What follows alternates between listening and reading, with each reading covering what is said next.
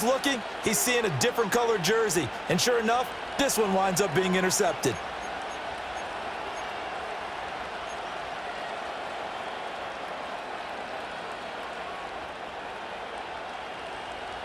The Raven offense set at the line for this next drive.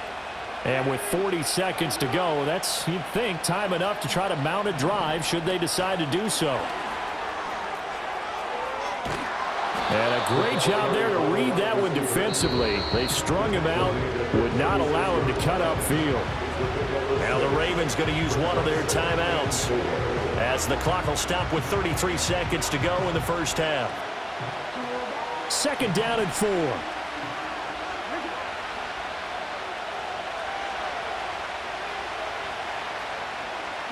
Here's Jackson. That ball caught. It's Mark Andrews, the tight end. And he'll be taken down, but not before he works it past the 50.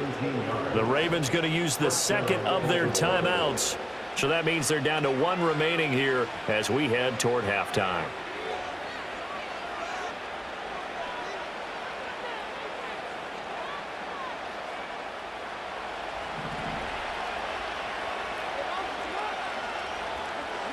Jackson from the shotgun.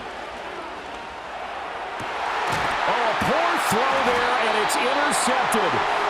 It's the linebacker, Alex Anzalone. And the Lions are going to have the football here at their own 35-yard line. So consecutive interceptions here early on in this one, and maybe setting the tone, Charles, for a game where the defense really takes center stage. And don't you think that both offenses are really catching a bit from their coaching staff about avoiding these turnovers that we've seen early? I think both teams are trying to find an advantage. We know that. Can one of them break away and take control of this game? And he'll be out of bounds just shy of the 40. 23 yards, the final tally.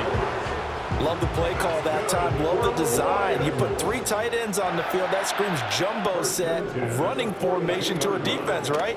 No, they go play action, and defense gets confused for just a split second. And next thing you know, completion for good yardage. And he got blown up, losing yardage on the play back at the 44. The completion, but they go in the wrong direction. A loss of yards, and now they're dealing with a 2nd and long.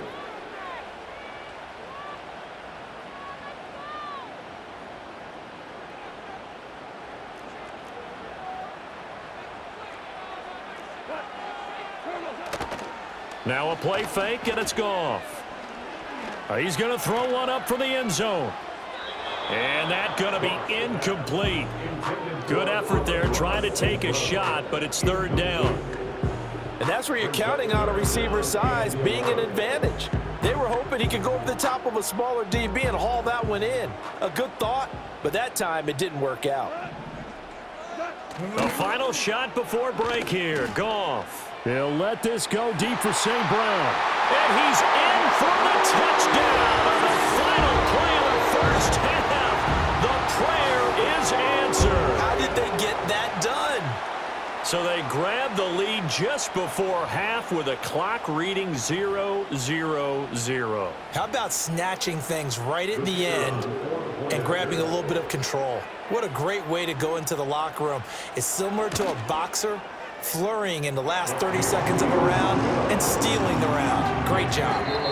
Extra point right down the middle, and that makes the score 14-7.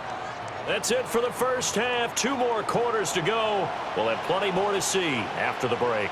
And we welcome you back live now inside the booth alongside Charles Davis. I'm Brandon Gaudin, set and ready to rock for the 3rd quarter. Oh, a good return up past the 30. And all in all, a pretty solid return. Nearly got it to the 35. They'll mark him down officially at the 34.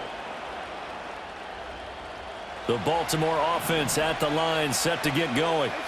Well, out of the locker rooms here they come. Their first drive of the 3rd quarter. And, Charles, they're trailing in this ball game, but we got a tight one set up to be a very entertaining second half. And as we know, partner, in the NFL, and they'll take it into the end zone for a Ravens touchdown.